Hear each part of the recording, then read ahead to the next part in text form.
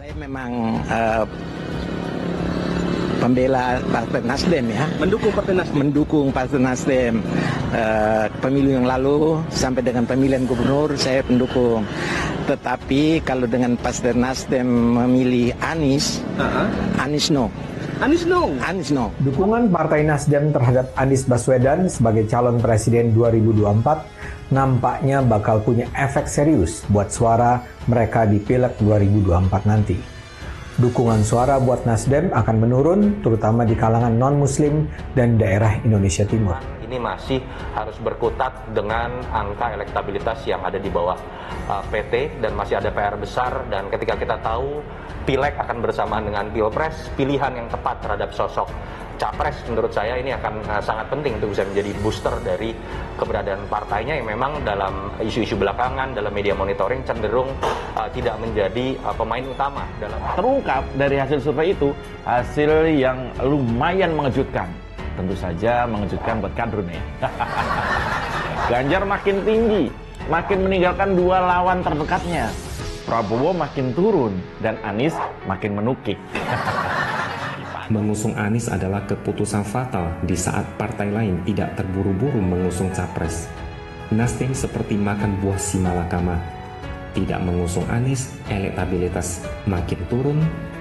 Mengusung Anies, elektabilitas juga tidak meroket. Malah dapat tambahan bonus, yaitu partai diplesetkan jadi nasdrun.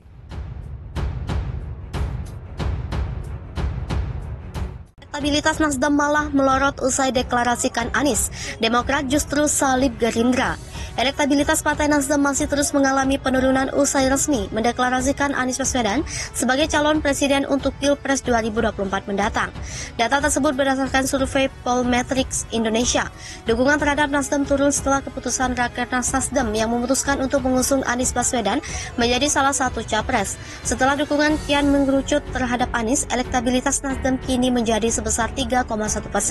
Sebaliknya, Demokrat mengalami lonjakan signifikan usai deklarasi pencapresan Anies Baswedan. Elektabilitas Demokrat naik menjadi 11,3% dan berhasil menggeser posisi Gerindra. Meraih peringkat kedua, Demokrat berpeluang mengulang kejayaan masa Presiden SBY.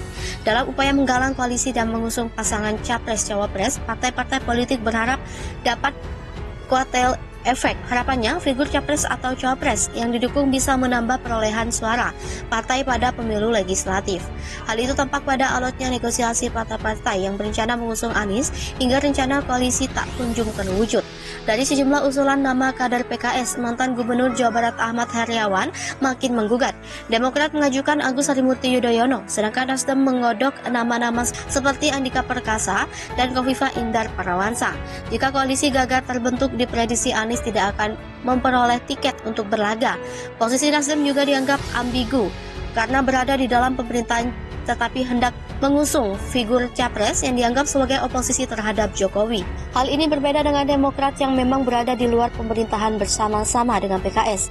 Pemilihan tidak puas dengan kebijakan pemerintah berharap pada pencapresan Anies dan memberi efek elektoral bagi Demokrat. DIP masih unggul dengan elektabilitas mencapai 18,5%, sedangkan Gerindra pada peringkat ketiga sebesar 10,8%. Berikutnya ada Golkar 8,0%, terpaut tipis dengan PKB 7,7%. Lalu ada PSI 5,5% dan PKS 4,7% yang termasuk dalam partai-partai dengan elektabilitas di atas ambang batas 4%. Selain Nasdem, beberapa partai Senayan dikhawatirkan gagal melenggang kembali, yaitu PAN 2,5%, PPP 2,0%. Sisanya adalah partai baru Gelora 1,3%, Gerindra 1,1%, dan Partai Umat 1,0%. Lalu ada Hanura 0,5%, PBB 0,4%, dan pilihan lainnya 1,4%, serta tidak tahu atau tidak jawab 20,2%. Survei Pollmetrics Indonesia dilakukan pada 17-22 Oktober 2022 kepada 2.000 responden, mewakili 34 provinsi. Metode survei adalah multistage random sampling.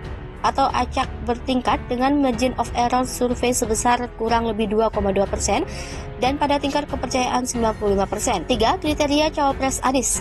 Calon Presiden naungan Partai Nasdem Anies Baswedan ungkap 3 kriteria yang layak menjadi pasangannya untuk maju sebagai calon wakil presiden di bursa pemilu 2024. Bagi Anies, 3 kriteria ini cukup kuat untuk menjadi pasangannya dan yakin memenangkan kontestasi politik tersebut apabila 3 kriteria ini dipenuhi. Dia pun kembali menegaskan 3 kriteria yang tepat adalah sosok yang membantu kemenangan, stabilitas politik, dan efektivitas pemerintahan. Sebelumnya diberitakan Anies Baswedan capres dari Partai Nasdem mengaku belum menentukan pilihan soal sosok untuk cawapres yang akan mendampinginya berlaga pada ajang Pilpres 2024. Menurut Anies, keputusan soal cawapres itu masih memiliki waktu yang lama, sebab pendaftaran pasangan capres dan cawapres dijadwalkan pada November 2023. Mantan Gubernur DKI Jakarta itu juga tidak menjawab saat disuruh memilih antara Agus Harimurti Yudhoyono sebagai cawapres usulan Partai Demokrat atau Ahmad Heriawan sebagai cawapres usulan PKS. Lebih lanjut, mantan Gubernur DKI Jakarta itu mengaku juga belum melakukan agenda kampanye, namun dirinya menyebut sudah bertemu sejumlah orang untuk bersilaturahmi. Pilih AHY atau AHER. Capres dari Partai Nasdem Anies Baswedan mengaku belum menentukan pilihan sosok cawapresnya untuk Pilpres 2024. Menurut dia, keputusan soal cawapres itu masih memiliki waktu yang lama, sebab pendaftaran pasangan capres dan cawapres dijadwalkan baru akan dibuka pada November 2023. Mantan Gubernur DKI Jakarta itu juga tidak menjawab saat disuruh memilih antara Agus Harimurti Yudhoyono sebagai cawapres usulan Partai Demokrat dan Ahmad Heriawan sebagai cawapres usulan PKS.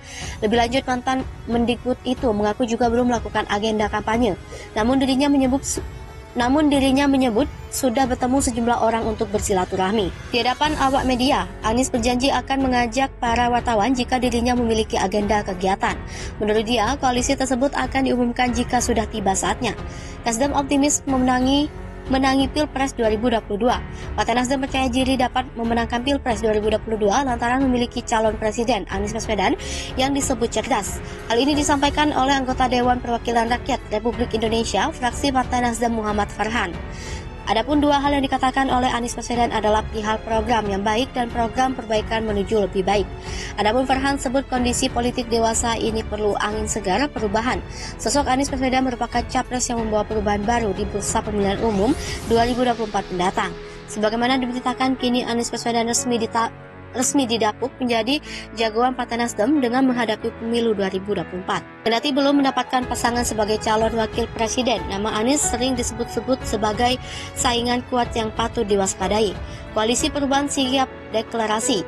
Koalisi Perubahan yang terdiri dari Partai Nasdem, Partai Demokrat, dan PKS disebut akan deklarasi pada 10 November 2022 mendatang. Momen deklarasi koalisi tersebut sengaja dipilih tanggal 10 November karena bertepatan dengan Hari Pahlawan. Meski demikian, Khalid meminta agar fondasi koalisi tersebut lebih diperkuat sebelum deklarasi, yakni mengenai pembahasan di tim kecil terkait platform perjuangan, desain pemerintahan, strategi pemenangan, serta skema capres dan cawapres.